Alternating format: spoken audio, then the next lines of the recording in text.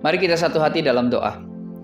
Bapa yang baik, terima kasih buat kasih setia, buat kebaikan Tuhan dalam kehidupan kami. Kami ucap syukur buat hari ini kami boleh mendengarkan firman-Mu, kami boleh menyiapkan hati kami untuk merenungkan dan mendengarkan bahkan mengaplikasikan firman-Mu dalam kehidupan kami. Kami ucap syukur Tuhan buat sepanjang minggu yang sudah kami lewati. Kami ucap syukur Tuhan buat berkat-Mu sepanjang kehidupan kami. Bahkan Tuhan, hari ini kami mau katakan kami siap untuk mendengarkan firman-Mu. Roh Kudus, terangi hati dan pikiran kami hingga kami boleh mengerti, memahami, bahkan lebih jauh kami merenungkan dan melakukan firman-Mu dalam kehidupan kami. Terima kasih Bapa yang baik, kami mau katakan kami siap mendengarkan firman-Mu. Dalam nama Yesus, haleluya. Amin. Shalom Bapak Ibu Saudaraku, rekan-rekan terkasih Jemaat Home Sisi dimanapun berada. Hari ini kita akan belajar kebenaran firman dengan tema diciptakan secara unik. Ya, kita coba baca dalam Mazmur 139 ayat 14. Kita akan baca dalam Mazmur 139 ayat 14. Aku bersyukur kepadamu oleh karena kejadianku dahsyat dan ajaib. Ajaib apa yang kau buat dan jiwaku benar-benar menyadarinya. Bapak Ibu Saudaraku, rekan-rekan terkasih, Tuhan tidak hanya menciptakan kita secara pribadi.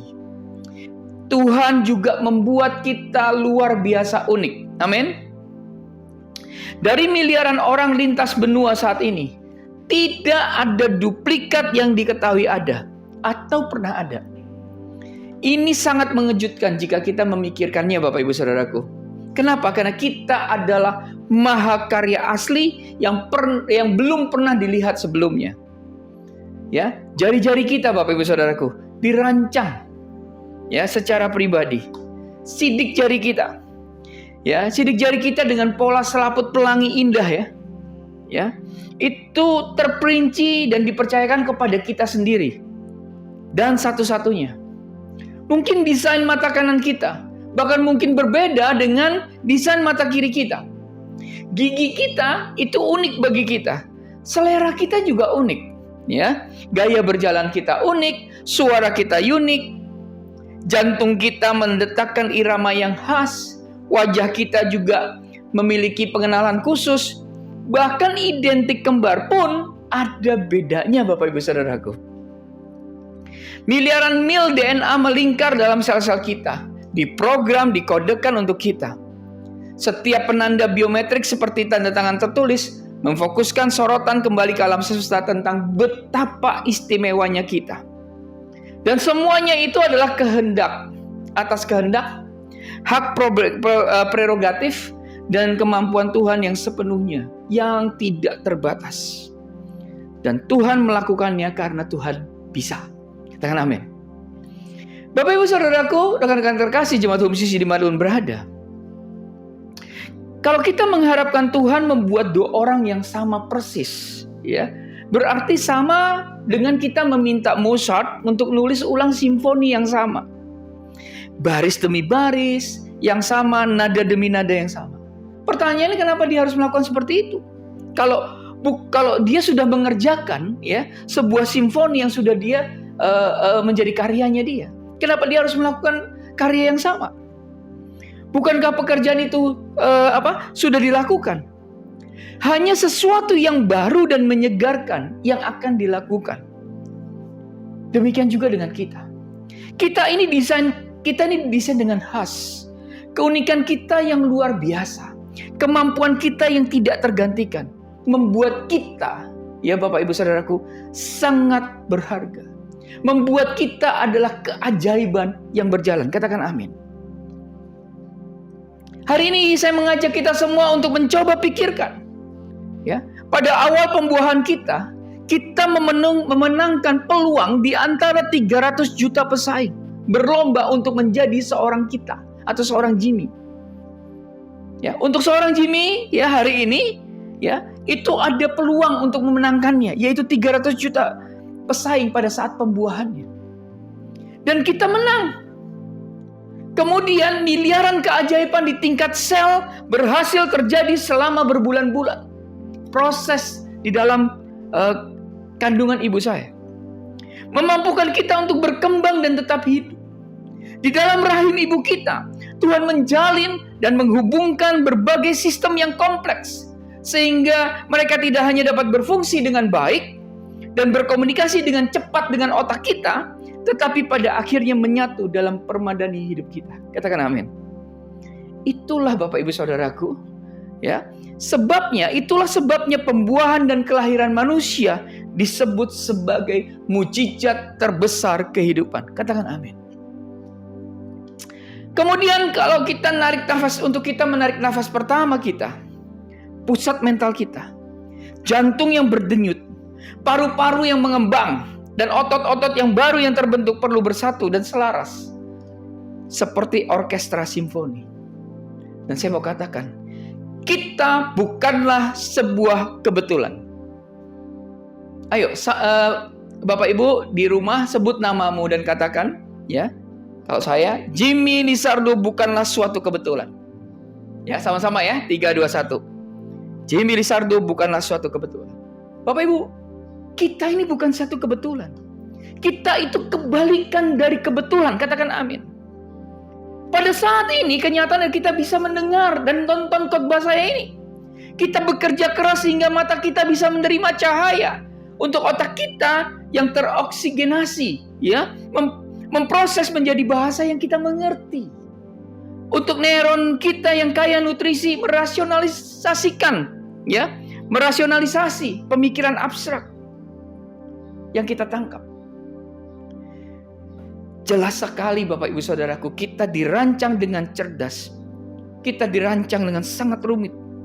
Dibentuk dengan fungsi dan tugas dan terhubung secara holistik. Jadi kalau kita ada yang menyatakan bahwa kita hanyalah hasil dari waktu dan kebetulan semata, itu sungguh menggelikan dan tidak masuk akal. Ini seperti percaya bahwa komputer paling rumit di dunia ini didapat dengan tidak sengaja mendesain dirinya sendiri. Dia menyambungkan papan sirkuitnya sendiri secara kebetulan, ya, mencolokkan dirinya sendiri. Kemudian secara acak membuat bahasa digital yang koheren yang memungkinkan operasi sendiri. Dan secara tidak sengaja bertahan dan berkembang biak dengan sukses selama ribuan generasi. Ya, kalau kita bicara komputer seperti ini saja, ini mustahil dan tidak mungkin Bapak Ibu Saudaraku. Apalagi kita. Ya.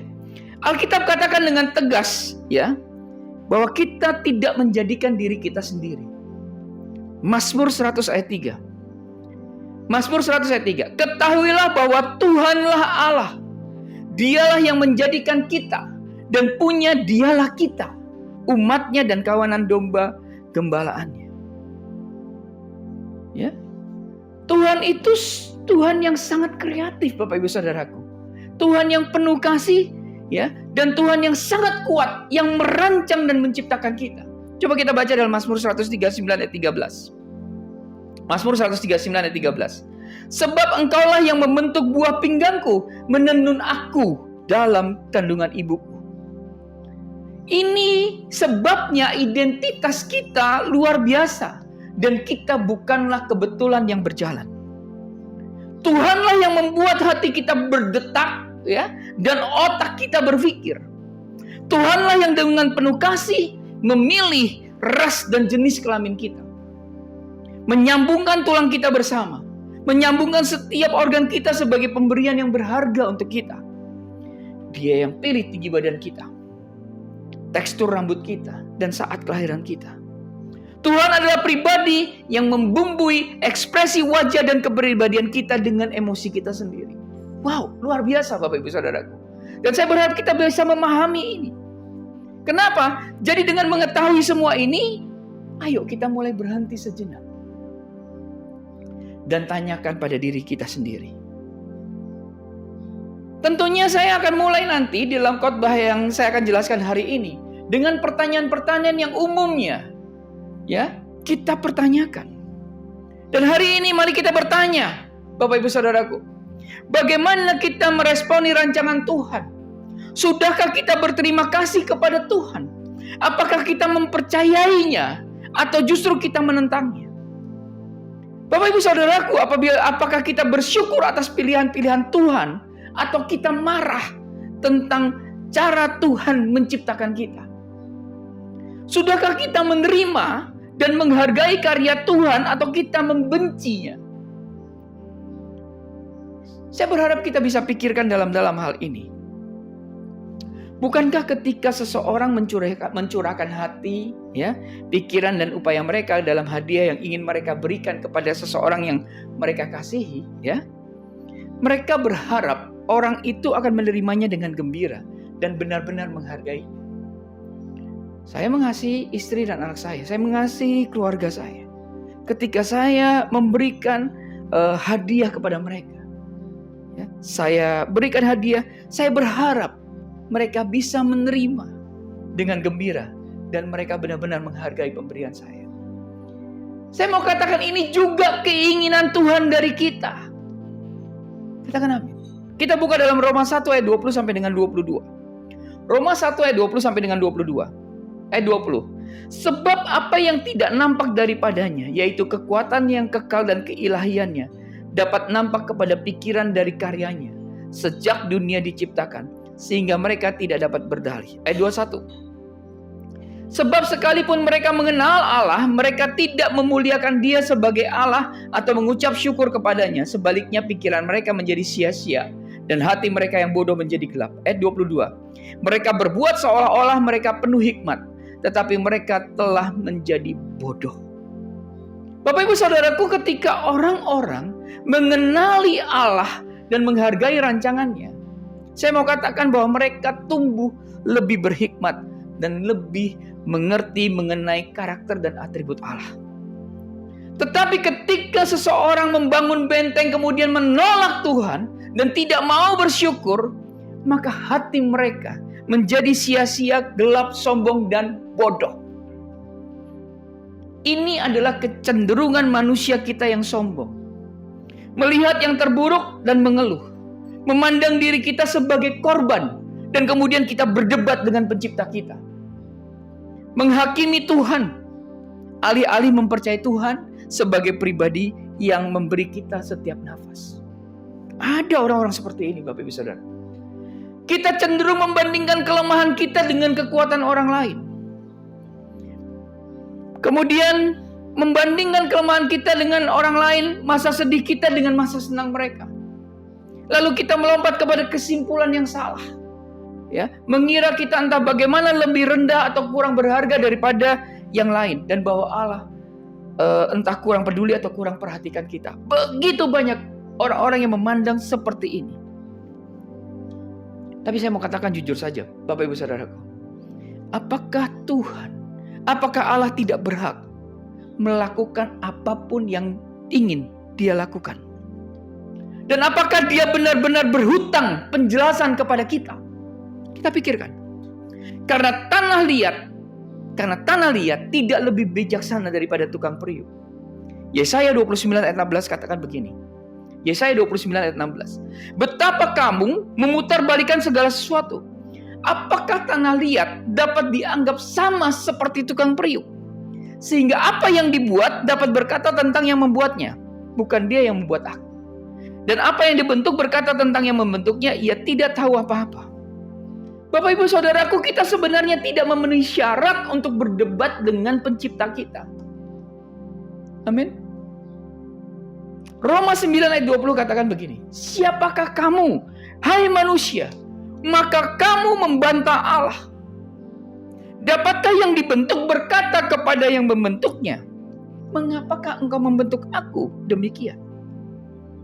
Bapak ibu saudaraku, rekan-rekan terkasih, jemaat umum Siji dimanapun berada, mari kita pelajari konsep ini dengan benar. Ketika ada pertanyaan bagaimana dengan kelahiran kita? Bagaimana jika orang tua kita ternyata tidak berencana memiliki anak, ya, ketika mereka memiliki kita? Jadi kita lahir tanpa diinginkan oleh kedua orang tua kita. Ini bisa jadi cerita siapa saja Bapak Ibu Saudaraku. Tapi saya mau katakan itu tidak masalah. Kenapa? Terlepas dari situasi dan keadaan di sekitar kelahiran kita. Kita bukan kecelakaan. Atau tidak penting. Karena kita penting. Bahkan jika kita tidak direncanakan oleh manusia sekalipun, orang tua kita sekalipun, kita masih direncanakan oleh Tuhan. Katakan amin. Kita masih direncanakan oleh Tuhan yang jauh lebih besar. Katakan amin.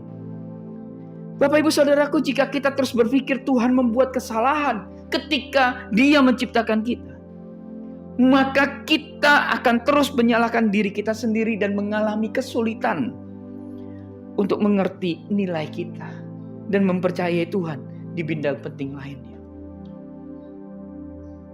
Kemudian ada pertanyaan lagi, Bapak Ibu Saudaraku. Bagaimana dengan cacat? Kita cenderung memandang kebutuhan khusus sebagai sebuah kesalahan. Tapi bahkan dalam situasi seperti ini sekalipun, kesimpulan Tuhan itu tetap baik. Katakan amin. Ini terjadi, kata Yesus. Ini terjadi ketika Yesus berbicara tentang seseorang yang dilahirkan buta sejak lahir. Ini terjadi karena pekerjaan-pekerjaan Allah harus dinyatakan di dalam Dia. Ayo kita buka dalam Yohanes 9 ayat 3. Yohanes 9 ayat 3. Jawab Yesus, bukan dia dan bukan juga orang tuanya, tetapi karena pekerjaan-pekerjaan Allah harus dinyatakan di dalam Dia. Wow. Musa, kalau kita bicara Musa merasa tidak aman karena kesulitan berbicara dan mencoba menggunakan kesulitan berbicaranya sebagai alasan untuk tidak menaati Tuhan, atau dia sedang berkelit untuk tidak memimpin bangsa Israel keluar dari perbudakan. Tapi Tuhan bertanya kepada Musa dalam Keluaran 4 ayat 11 sampai dengan 12. Keluaran 4 ayat 11 sampai dengan 12. Tetapi Tuhan berfirman kepadanya, siapakah yang membuat lidah manusia? Siapakah yang membuat orang bisu atau tuli? Membuat orang melihat atau buta? Bukankah aku, yakni Tuhan? Ayat 12. Oleh sebab itu, pergilah. Aku akan menyertai lidahmu dan mengajar engkau apa yang harus kau katakan. Bapak Ibu Saudaraku, rekan-rekan terkasih jemaat Om Sisi dimanapun berada. Apakah Tuhan dengan sengaja membuat seseorang tuli atau buta atau bisu? Dengan terpaksa saya harus katakan menurut bagian ini, iya. Tuhan sebagai pencipta dapat dengan kemauan dan kebijaksanaannya melakukan ini. Katakan amin. Karena itu bagian dari rencana khususnya, rencana khusus Tuhan. Tuhan berkata bahwa Dia merancang cacat berbicara Musa untuk tujuan yang baik.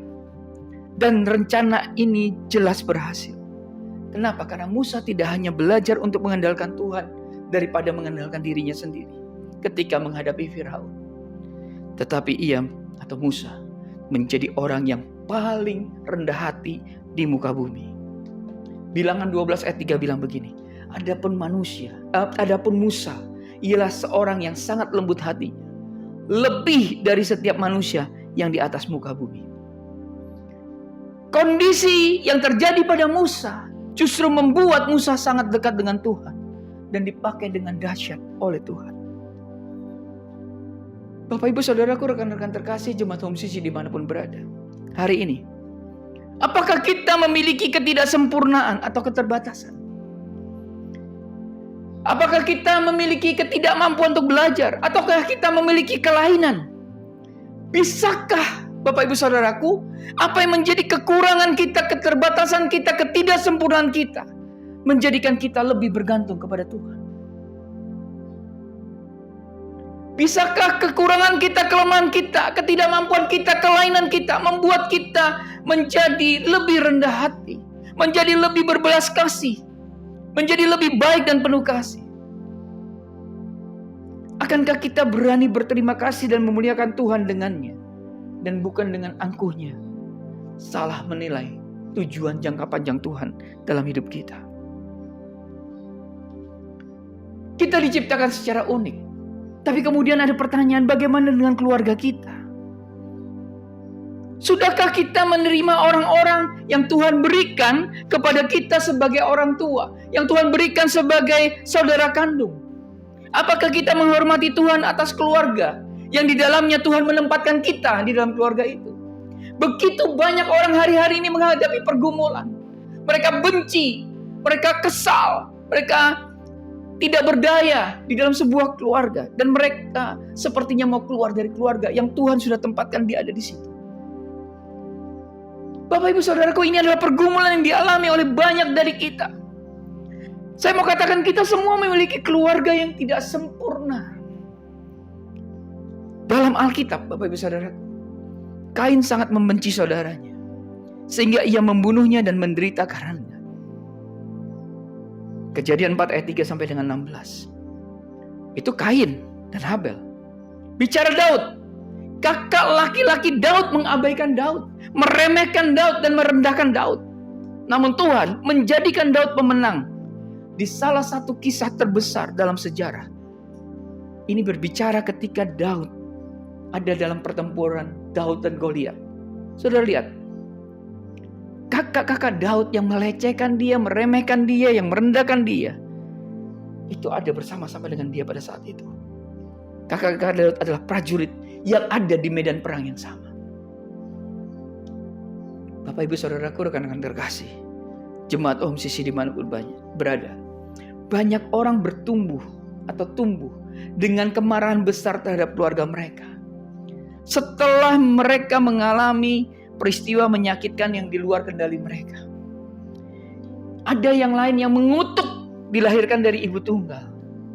Ada yang dibesarkan melalui perceraian yang menyakitkan, ya, atau dibesarkan sebagai anak angkat sehingga merasa diabaikan oleh orang tua kandung.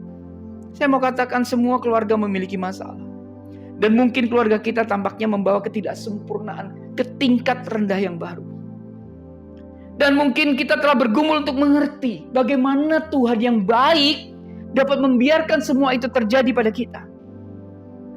Bapak Ibu Saudaraku, firman Tuhan menyatakan bahwa kita adalah orang-orang yang hancur, yang hidup di dunia yang hancur. Dan bahwa Tuhan tertarik untuk memancarkan terangnya dalam kegelapan kita. Tuhan mau menemui kita dalam kekacauan kita. Ya, Tuhan kemudian menebus situasi kita dengan cara-cara yang luar biasa.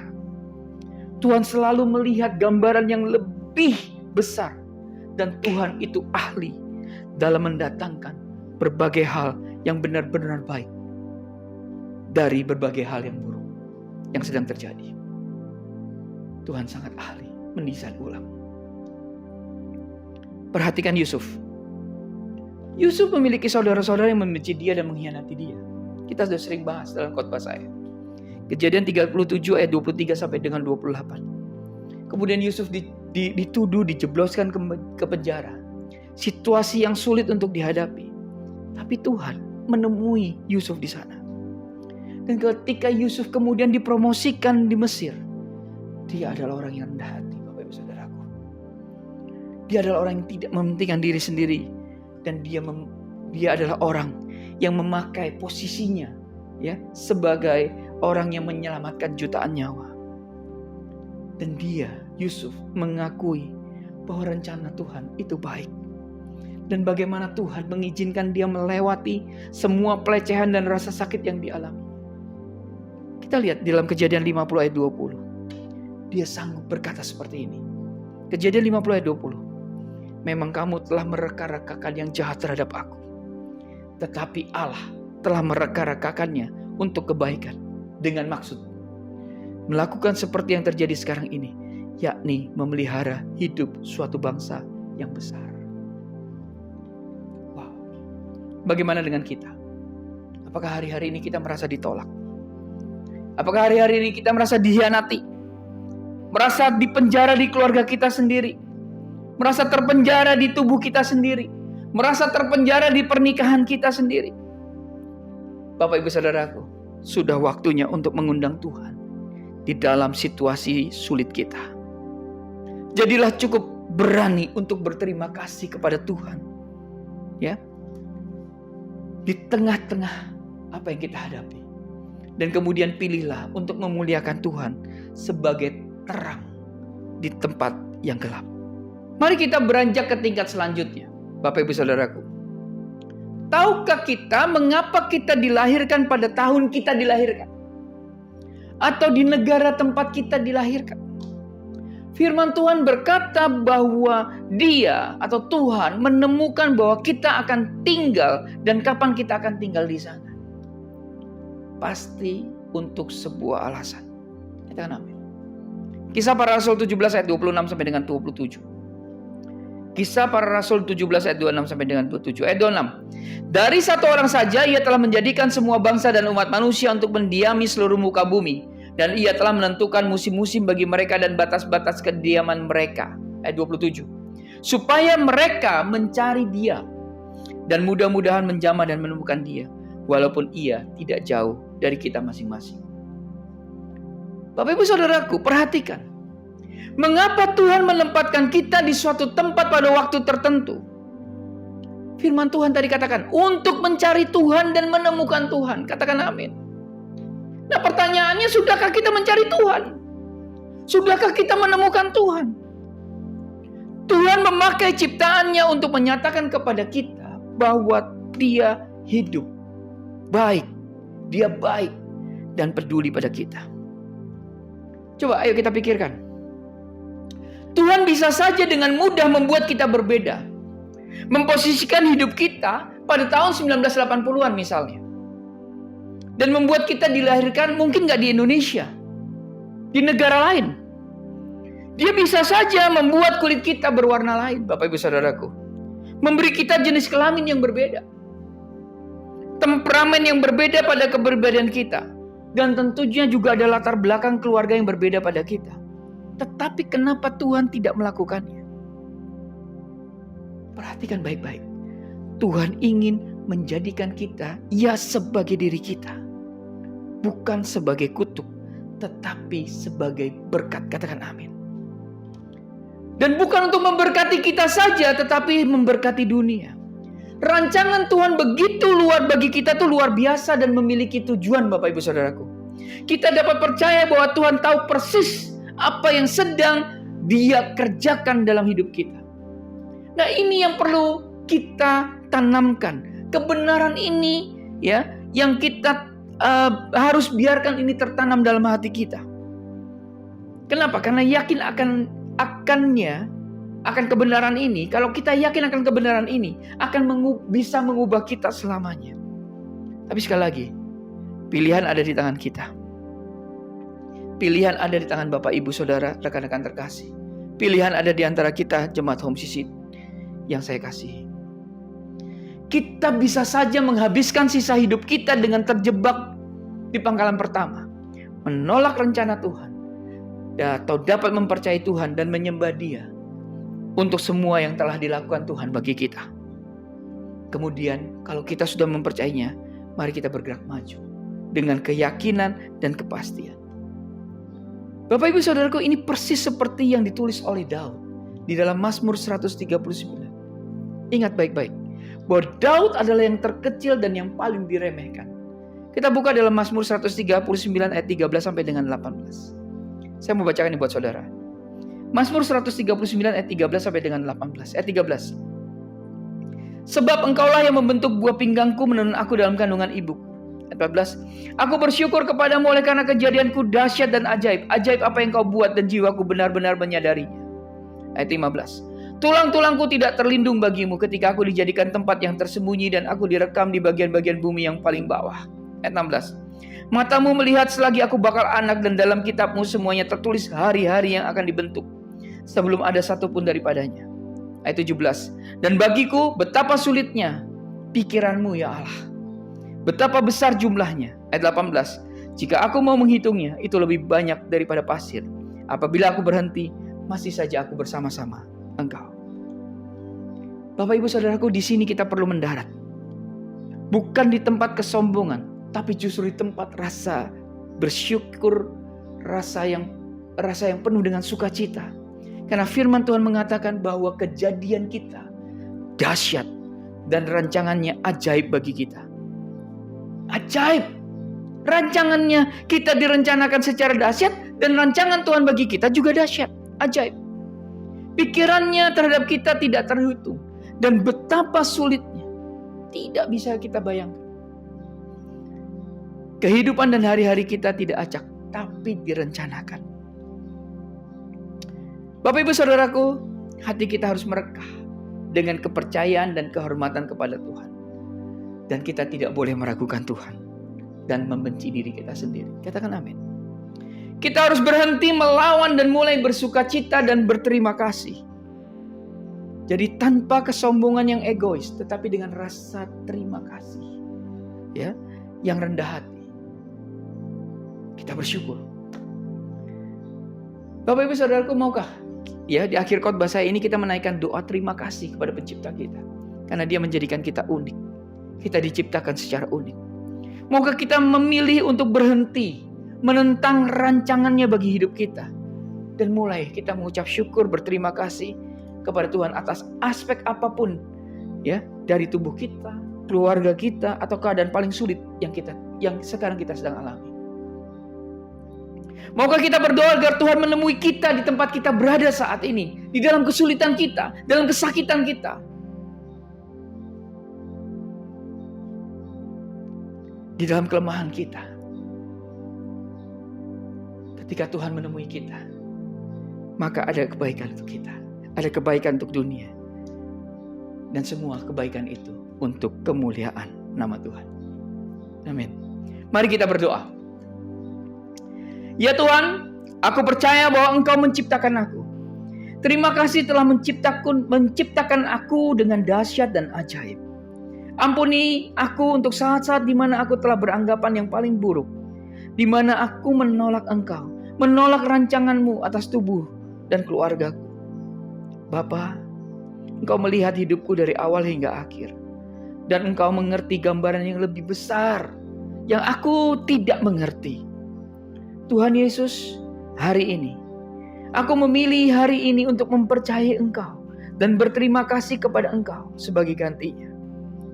Tolonglah aku untuk mencari Engkau dan mengenal Engkau lebih baik lagi, dan percaya bahwa rencanamu, rancanganmu adalah untuk kebaikanku dan juga untuk kemuliaan nama-Mu.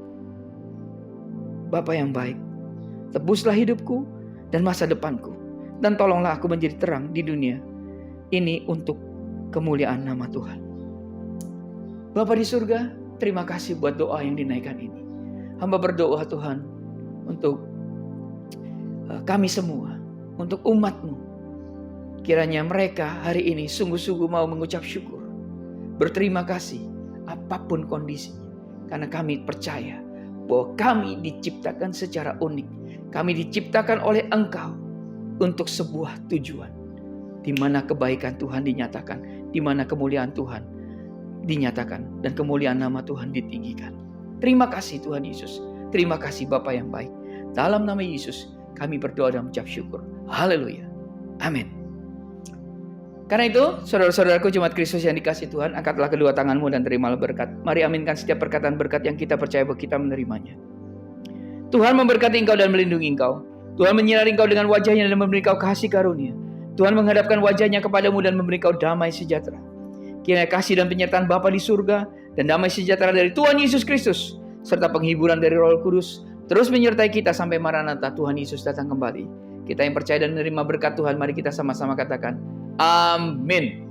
Selamat hari Minggu, selamat berkumpul bersama dengan keluarga. Nikmati kebersamaan kita dengan keluarga tercinta. Amin.